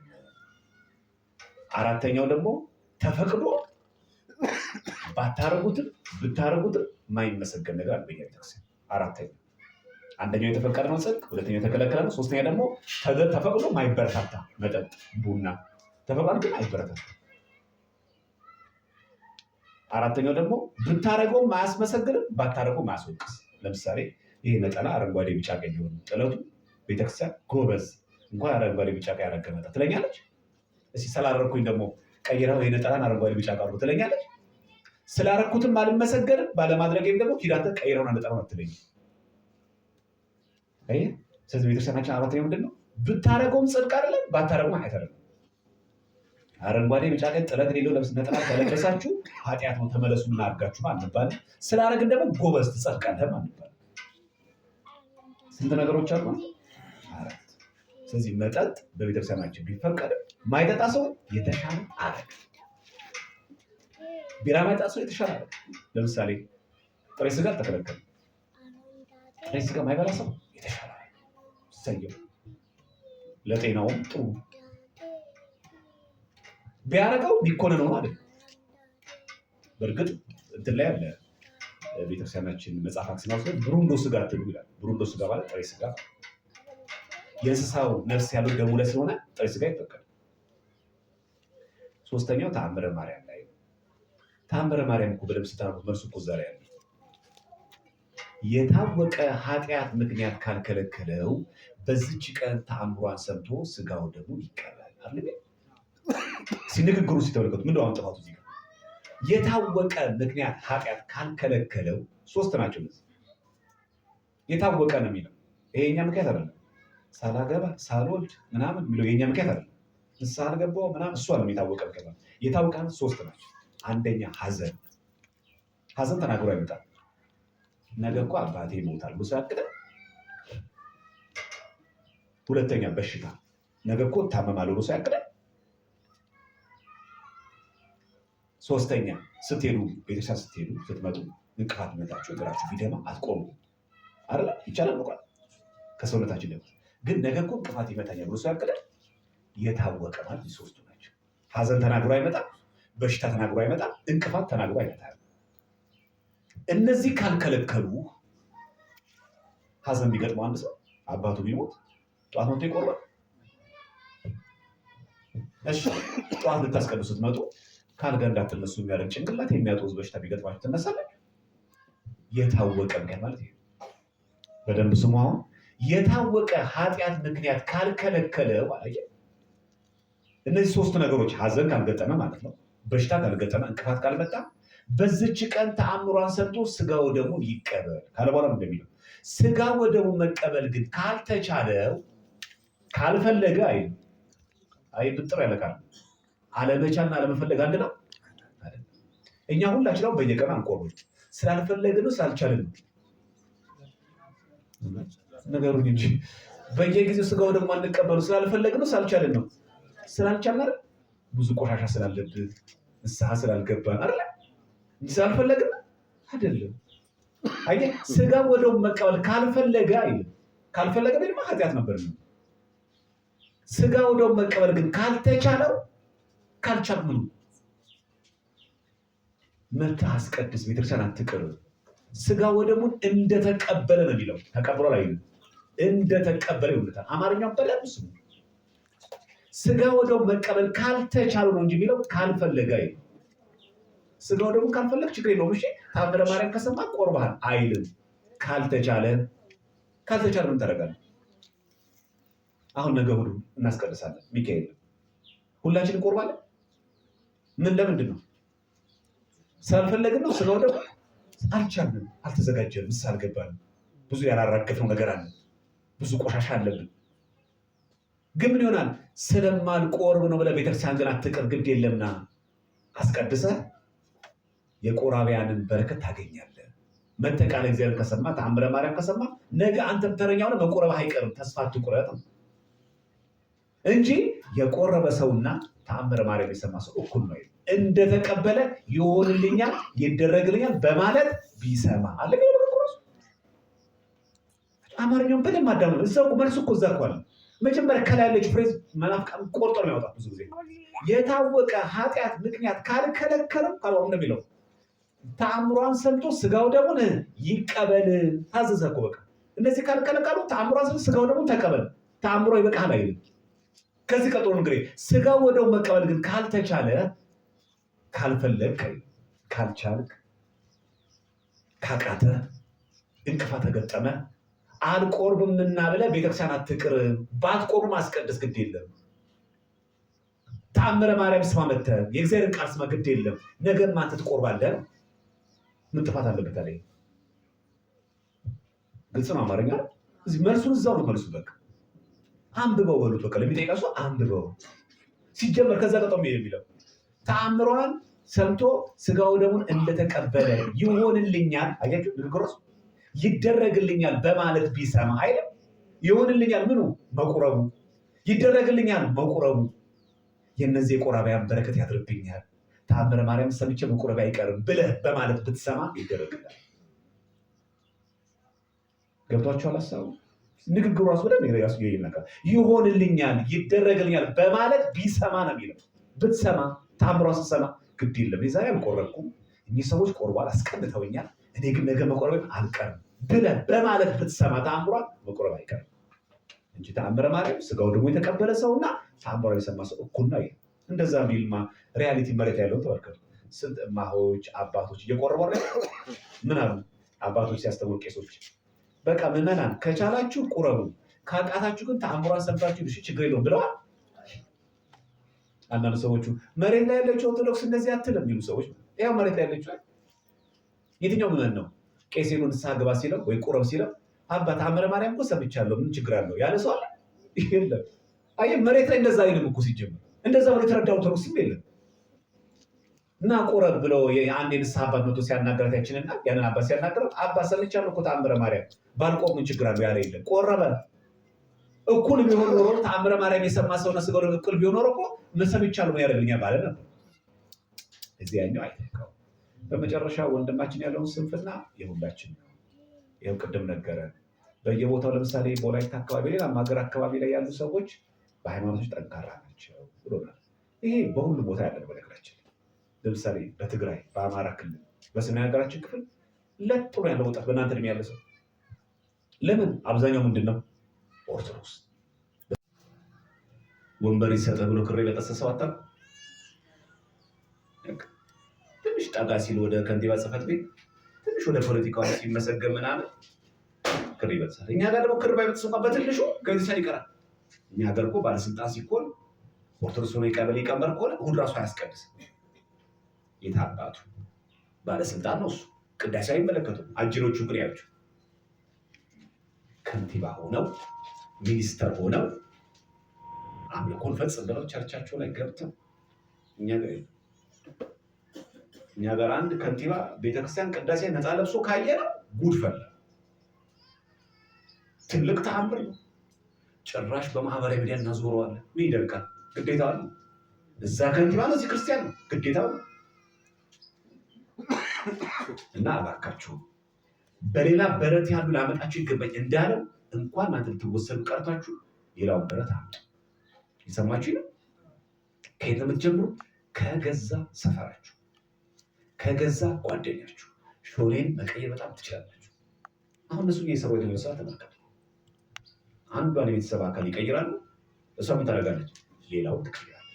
እንደዛ ለሚያደርገው ልጅቷን ከቀየሩ ከዛ ሷቴና ወንድሞቿን፣ እህቶቿን፣ እናቷን፣ አባቷን በአንድ ሰው ተፈቃ አለቀ። ምን አደከማቸው? ያንን 7 ቤተሰብ መቀየር። አንዷን አጥምደው ከዛ ስራሽን ስሪ። ሐዋሳ ቲክቶክ ላይ ታችኋል። አንዶች ዳቶ ሐዋሳ ላይ የምትኖር የፕሮቴስታንት ዘማሪ ኦርቶዶክስ ነበረች፣ ፕሮቴስታንት ሆነች። የጴንጤ መዝሙር አወጣች። እናቷን ከመነኮሰችበት መነኩሴ ሆነች። እናትየው አባቷ ስለሞቱ እናትየው መነኮሰች። መነኩሴ ሆነች። እማሆ የሆነች ነው ባጭሩ። እናትየዋን ቆቧን አስጥላ መናፍቅ አደረገች። ከዛ እናቷ ሞተች። ሰው መቼስ ኖሮ ሞቱ አይቀርም። ከዛች ልጅ ጴንጤ እንኳን ልጅ እናቷን ወንድሞች የቀየረችው ልጅ በቲክቶክ በተሰጠው ትምህርት ተገርማ ተመልሳ ወደ ኦርቶዶክስ ተመለሰች። ምን ዋጋ አለው? ግን ሞተች። እናት ግን አመለጠች። መናፍቅ ሆነ። ምን አለች ቲክቶክ ላይ ገብታ? በህይወት የሚጸጽተኝ እኔስ ተመለስኩኝ፣ እውነታው ገብቶኝ። እናቴን ግን ቆቧን አስጥዬ መናፍቅ ማድረጌ ግን የመናፍቅ አዳራሽ ማስቀበሬ ግን መቼ ነው የሚጸጽተኝ አለች። ተመለሰች እኮ ልጅቷ። እነሱ ጋር ገብታ ጨፈራ መዝሙር ወጣ ገባል። ከዛ እድሜ ለቲክቶክ ስንት ትምህርት ሲወጣ የመናፍቃን ጉድ እየወጣ ትምህርት በጣም ሲገለጥ ተመለሰች። ግን እናት በህይወት የለችም።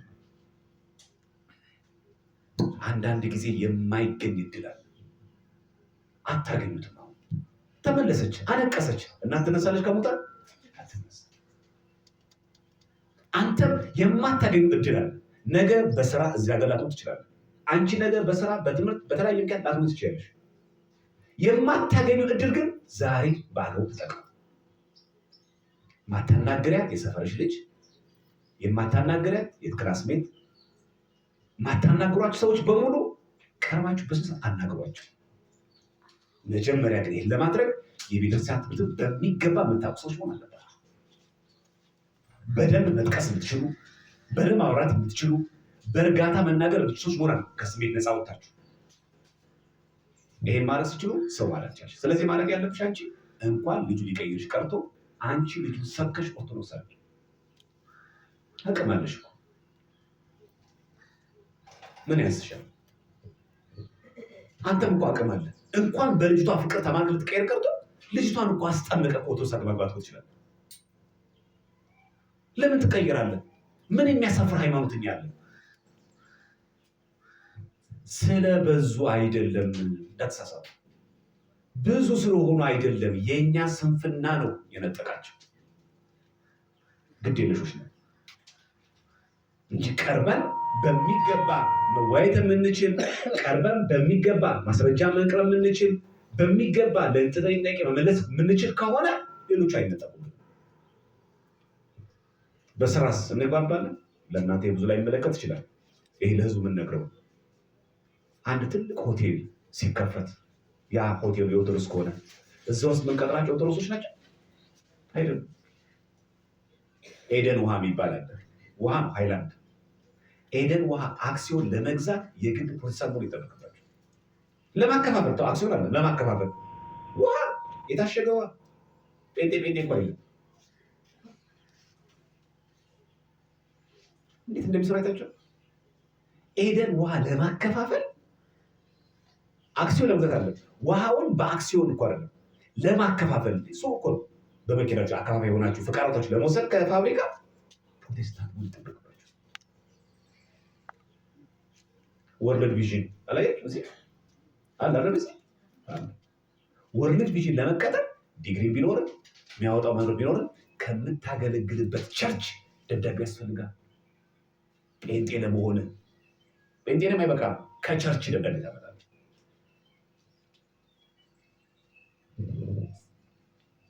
በአይኔን ያየሁት ያው እዚህ ሾኔ መጥቼ የዛሬ 18 ዓመት እዚህ ሀገር መጥቻለሁ። ይሄ ደብረ ድሮ ቤተክርስቲያናችሁ እዚህ እያለ እንደ አጋጣሚ የመጣሁት የደመራ ወቅት ነው። ወርልድ ቪዥን ውስጥ ገብቼ እዛ ውስጥ መተዳደሪያ ደንባቸውን አይቼዋለሁ። የመጀመሪያው የዓለም አቀፉ የወርልድ ቪዥን ኃላፊ ያስተላልፈው ምንድን ነው? ኢየሱስን ለዓለም መስበክ ነው ዋናው ታርጌታችን ነው። ለወስደው ስልፋይ ነው ከለከለ አይቻልም። ወርልድ ቪዥን እኮ ምሳ አለ፣ ቁርስ እራት አላቸው። ሮብ ዓርብ የለም፣ በየቀኑ ስጋ የምታደርገው። እኔ እዚህ መጥቻለሁ፣ በአካል ሾኔ መጥቻለሁ። ግን ከበርገጁ ምንድነው? የተጎዱ ህፃናትን መርዳት አለ። በበሽታ የተጎዱት አቅመ ደካሞችን ከበርገጅ ናት። ሰው ሌላ፣ ዝርዝሩ ሌላ። ስንት ሰዎቻችሁን ቀየሩባችሁ?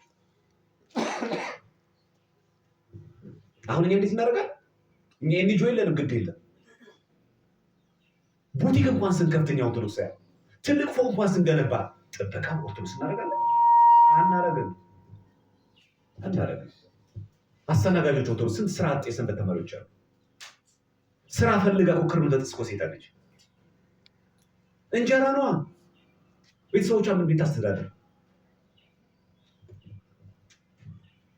አሁን እዚህ ጋር ኮሌጅ ቢኖሩ የኦርቶዶክስ ቢሆኑ እንደዚህ እናደርጋለን ስራዬ ብለን። እነሱ ግን እንደዛ አለም ያደርጉት።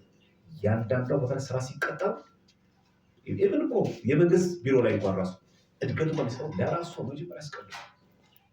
ለራሱ ቤተ እምነት ኦርቶዶክስ እያለቀሰ ይኖራል። ባንክ ቤትም አለ። ይሄ ባንክ ቤት አንዳንድ ባንኮች እድገት ብታገኙ ጴንጤስቶ ምን ያክል ስራ ነው የሚሰሩ አይታችኋል? የሆነ እዚህ በሾኔ ብቻ እንዳታጦት ብዬ ነው። እዚህ ብቻ አይደለም ችግሩ፣ በጣም ሰፊ ችግር ነው ያለው። ምን ያክል መጠንከር አለብን? ይደቁሰዋል። ከተቻለ በእውቀት በመጽሐፍ ቅዱስ ማታኮረ ደግሞ ማህበረሰብ። አንተ እኮ ዝም ብለህ ከማህበረሰብ የወረስከው በጣም የሚያውቅ ኦርቶዶክስ ካገኙ በእርግጥ ኦርቶዶክስ ድሮ ብትሰብክ ኖሮ አየህ መከላከል አይችልም። የምታቀርበው ምንም እንደማታውቂ ሲያቅስ አንቺ እኮ እንደ ሃይማኖት የምትከተዩ አሁን እኮ ጠይቀሽ አንድ ጥቅስ እኮ አታውቂም። መጀመሪያ አቋምሽን ያየዋል። ምንም እንደማታውቂ ሲያውቅ አንቺ እኮ እንደ ሃይማኖት ነው ከአባትሽና ከመሰል የወረስሽው ምን ታውቂያለሽ? እናትሽ ኦርቶዶክስ ሆኖ አባትሽ ኦርቶዶክስ ሆኖ ኦርቶዶክስ ሆነሽ ምን ታውቂያለሽ? መጽሐፍ ቅዱስ ታውቂያለሽ? እሱስ ከማን ነው የወረሰው? ከዛ መሪጌታ ነበርኩኝ፣ በነገራችን ላይ ዲያቆን ነበርኩኝ፣ እናንተ ጋር ሳገለግል ነበር፣ እንደዚህ ነበርኩኝ። አሁን ደግሞ የታደሱ መናፍቃን አሉ፣ ነጠላ ለብሰው ልክ እንዳንተ ፕሮግራም ያውቃሉ። እና ክርስቲያኖች በእርዳታው በኢኮኖሚው ኦርቶዶክስን ለማጥፋት በጣም ትልቅ ሴራ የተሰራ ነው። ራሳችሁን ጠብቁ። ግልጽ ነው ሀሳቡ። ራሳችሁን ጠብቁ። ልክ እንደ ጎርጎርዮስ አስቡትና ማዕከሉ እንዳለ ቀይሩት። በቃ ሀቢብ ጊዮርጊስ እንደዛ ነው ያደረገው። ሀቢብ ጊዮርጊስ የግብፅ ኦርቶዶክስ ቤተክርስቲያን ምዕመን ነው። እቺ ልንገራችሁ ኢስላም ጋር ሀቢብ ጊዮርጊስ የግብፅ ኦርቶዶክስ ቤተክርስቲያን ምዕመን ነው። የሰንበት ተማሪ እናት አባቱ ሀብታሞች ናቸው፣ ግን ሞቱ እና ትልቅ ቤት ነበረው። ቤቱን ማሰልጠኛ ነው ያደረገው። አሁን አቡነ ሽኖዳ የምታውቋቸው እሳቸውን ያስተማረው ያ ሀቢብ ጊዮርጊስ ከፍተኛ የሆነ የተሐድሶ መናፍቃን እንቅስቃሴ ነው። ከፍተኛ የሆነ የተሐድሶ መናፍቃን እና ምን ያደርጋሉ? ከግብፅ ኦርቶዶክስ ቤተክርስቲያን ምዕመን ከቄሶቹ ከዲያቆናት እየመለመሉ ተሐድሶቹ ፕሮቴስታንቶቹ እያወጡ በጊታር በፒያኖ ማሰልጠን ጀመሩ። ይሄ የእናንተ እኮ መዝሙር ምናምን እኮ አስፈላጊ ነው፣ ዘመናዊ ያድርጉት እንጂ እያሉ በፒያኖ ማሰልጠን ጀመሩ። ቅዳሴውን ደግሞ አሳጥሩት። 2 ሰዓት 3 ሰዓት ቅዳሴ ምንድን 45 ደቂቃ አድርጉት። በዛ ላይ ገዳማ ህይወት ምንኩስና አያስፈልግም። ስለ ድንግል ማርያም ምልጃ፣ ስለ ቅዱሳን ቃል ኪዳን ምናምን ስለ አያስፈልግም። አስወግዱታል። ይሄን የሚያደርጉት የት ነው? ዲያቆናትን ቄሶችን እየመለመሉ ውጭ ስልጠና ሰልጥነው ከዛ ውጭ የሰለጠኑ ሰዎች እዚህም እኮ ተቀጣይ ናቸው፣ እዚህም እኮ ደሞዝተኛ ናቸው። ውጭ ስልጠና ይወስዳሉ። በአበል ብር ተከፍሏቸው እሑድ ቀን መጣው ከትክክለኞቹ ካህናትና ዲያቆናት ጋር አብረው ይቀድሳሉ። በእውነት ተናገር። እነዛ ኦርቶዶክስ መስለው ስልጠና እኮ ይሰሩ ውስጥ ገብተው ስዕል መተው አለብን። ካሁን በኋላ ቅዳሴውን ማሳጠር አለብን። አሁን የሚናገር ቄስ ብታገኙ እንደምትሉት አምጣብን እንጂ በውጭ የሰለጠኑት ከዛ ለሁለት ተከፈሉ። ተበጠበጠ ቤተክርስቲያኑ።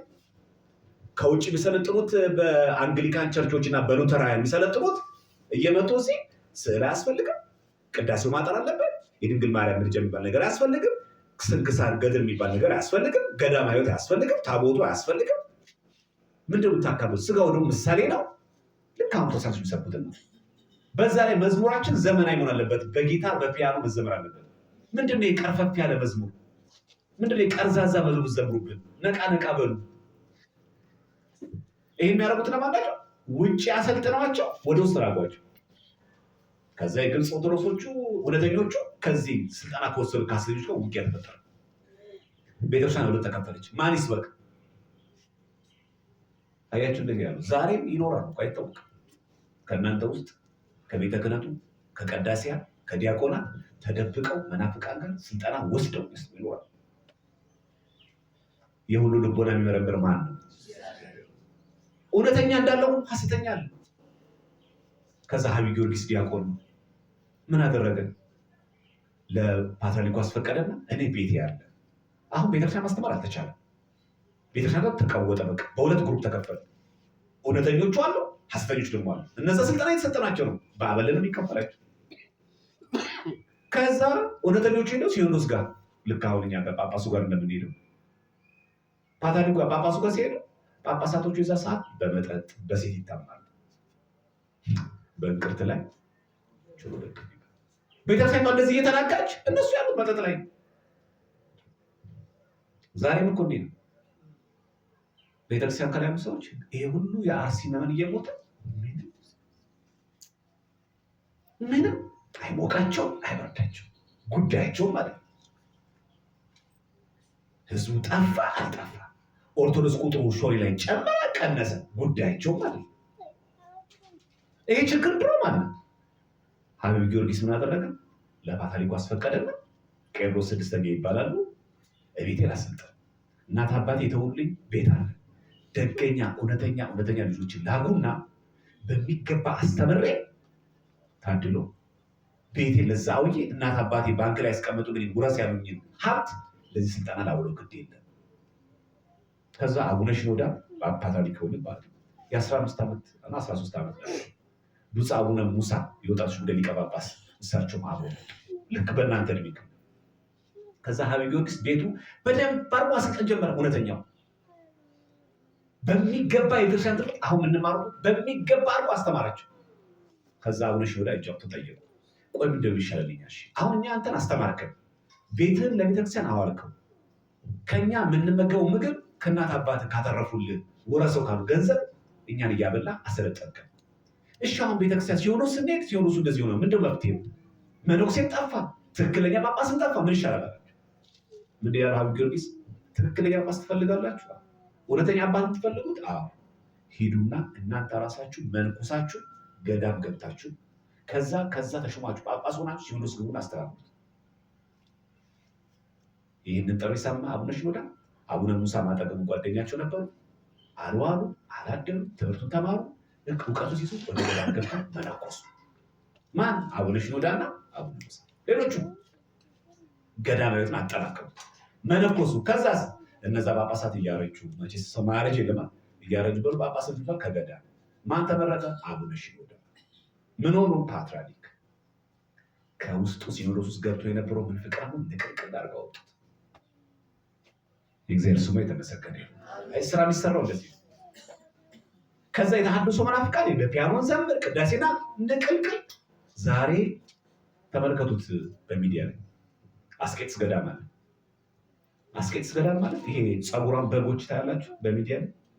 እነዛ ሁሉ ለዓለም ብታከፍሉ አስቄጥስ ገዳም የአንድ ቀን ጫጩት እያመረተ ለዓለም ያከፋፈለው አስቄጥስ ገዳም። ገዳም እኮ አሁን አላሙዲን ታውቁታለች። ኤልፎራ ነው አይደል? ይሄ ዶሮዎች የሚያመጣ ከየት ነው የሚያመጣው? ከአስቄጥስ ገዳም። ከዚህ ገዳም በዶላር የሚሸጡት ገዳም በዶላር ያን ሁሉ ጫጩት ያመርታሉ። ጫጩቱ ሸጠው ለገዳም ለኤርፖርት ነው ያደርጉት። ወደ ውጭ ኤክስፖርት ያደርጋሉ። በኤርፖርት ተጭነው ይሄዳሉ። አሁን ዛሬ አላሙዲ ኢትዮጵያ ውስጥ የሚያከፈል ዶሮዎቹ ምትኬት ከአስቄጥስ ገዳም፣ እንቁላሎቹ ከአስቄጥስ ገዳም። አየህ፣ ያ ይሞታል፣ ይፈርሳል። ገዳም ህይወት አያስፈልግም፣ የገዳም ህይወት የምንኩስና ህይወት አያስፈልግም የተባለበት ጠፍቶ ገዳሙ ተጠንክሮ ጭራሽ ሲኖዶስ ገብተው ጳጳስ ሆነው አቡነ ሽኖዳ ፓትርያርክ ሆኑ። አቡነ ሙሳ ደግሞ የወጣቶች ሊቀ ጳጳስ ሆኑ። ትክክለኛ መፍትሄ ነው። አሁን በሀገረ ስብከት በአጥቢያችሁ ምክንያቱ ድክመት አለ አይደል? መፍትሄው ምንድን ነው? አንተ ትክክለኛ ዲያቆን ተገኝ። ነገ ቄስ የምትሆነው አንተ።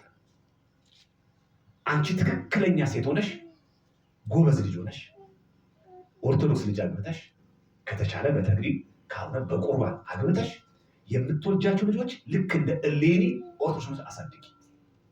ማን ያውቃል ከአንቺ የሚወልደው ልጅ ጳጳስ ነው? ማን ያውቃል? ምናልባት ማን ያውቃል ከአንቺ የሚወልደው ልጅ ፓትርያርክ ቢሆን? አንቺ በሚገባ ካስተማርሽው ልክ እሌኒ እንደዛ ሊያደርገችው። እሌኒ እኮ ባሏ እኮ መናፍቅ አሕዛብ ነው። ቆስጠንጢኖስ ግን በሃይማኖት አሳደገችው። አባቱ ሲሆን እሱ ነገሰ። መስቀሉ ከተቆፈረበት አወጣችው። የፈቀደላት ማን ነው? ልጇ። ማን ያሳደገችው? እራሷ። በምን? በሃይማኖት በምግባር። ስለዚህ አንቺ ጎበዝ የሰንበት ተማሪ ከሆንሽ አውደ ምሕረት ወጥተሽ እንኳን ባሰብኪ ልጅሽን በሃይማኖት ማሳደግ ትችላለሽ። አንቺ ጳጳስ መሆን ያልቻልሽው ልጅሽ ታደርጋለሽ። የገሊት ልጅ እኮ ነው ጳጳስ ሲሆን ስራ ምናምን እንደሰራሽ አንቺ ኮተኮትሽው ዲያቆን ሊሆን አሳደግሽው። አንተም ልክ እንደዛ ልጅህን አሳደግከው በሚገባ። የሚገርም መሪጌታ፣ የሚገርም ቄስ አደረግከው። በሃይማኖት ብለን ኮትኩት አሳደግከው። ለነገር ቤተክርስቲያን አሰብክ። የሚገርም ልጅ። ይሄ አሁን ዛሬ ግብፅ የተሐድሶ መናፍቃን ስጋት የለባትም። ቀጥ እግዚአብሔር አምላክ እኛ እንድንበረታ እንደዚህ ይርዳን። በእውነት የሚሰራው ከስር በቃ መንቀፍ ዋጋ የለውም። ጳጳሱ እንዲህ ናቸው፣ የደብሩ አለቃ እንዲህ ናቸው፣ ቄሶች እንዲህ ናቸው፣ ዲያቆን እንዲህ ናቸው። የሰብ አትበል። የሚገባህን ስራ። አንቺ በርተሽ የሚገባሽን ስሪ። ሳትሰንፊ በቃ እኔ በዓላማ ተንቀሳቀሱ። በቃ ማን ነው እጮኛሽ? ማን ነው እጮኛ? ማናት እሷ? በእምነት ትመስልሃለች? የነገ ዓላማ አለን። እግዚአብሔር ልጆች ከሰጠ ልጆችን በሃይማኖት አሳድጌ ለድቁለቅሳ በቤተክርስቲያን የሚበቃ ሰው ማለት ፈልግ። አሁን በቤተክርስቲያን አባቶች ማይሆን ድክመት የማላይበት ዘረኛ ያልሆነ ጎጠኛ ያልሆነ ለቤተክርስቲያን ከልብ የሚቆረቆር ልጅ አደርጋለሁ። ልጅ ደግሞ የምታውቁት ያሳያችሁትን ይለምዳል። መዝሙር ሁሌ የምትከፍቱ ከሆነ ልጃችሁ ነው ያደርጋል። ሁሌ ቤታችሁ ላይ ደግሞ ዘመን ከከፈታችሁ ውስጥ ልጅ ያሳያችሁ ናቸው። ልክ ስትበሉ ምትጸልይ ከሆነ ልጅ ያደርጋል። ህፃኑ ልጅ ያሳያችሁትን ነው። ልክ አንተ በስነ ምግባር በሃይም ልጅን ካሳደግ አንተ የምታደርገው ሁሉ እያደረገ ይመጣል። አቡነ ጎርጎርዮስ ቃል እንደተናገሩ ልጆቻችሁ ቤተክርስቲያን ይዛችሁ ኑ፣ ቃጭውን ይስሙ፣ የቅዳሴውን ድምፅ ይስሙ፣ ደወሉን ይስሙ፣ እጣኑን ያሸቱ፣ ግድ የለም ቤተክርስቲያን ይምጡ፣ ድምጿን ይስሟት። እግዚአብሔር ከራሳችን ጀምረን ሰው ላይ ከመፍረድ ወጥተን ጳጳሱ እንዲህ ናቸው፣ ሀገረ ስብከቱ እንዲህ ነው ብሎ ከመተቸት ይልቅ ራሳችን ትክክለኛ ክርስቲያን ሆነን ትክክለኛ ዲያቆን፣ ትክክለኛ የሰንበት ተማሪ ዘማሪ ሆነን ትክክለኛ ልጆችን አሳድገን ለቤተክርስቲያን ተተኪ እንድናፈራ እግዚአብሔር አምላክ ይርዳል። ስራን ከራሳችን እንድንጀምር እግዚአብሔር ሁላችንም ይርዳል። ሁላችንም ከነማህተባችን ለቁም ሞት ያብቃል።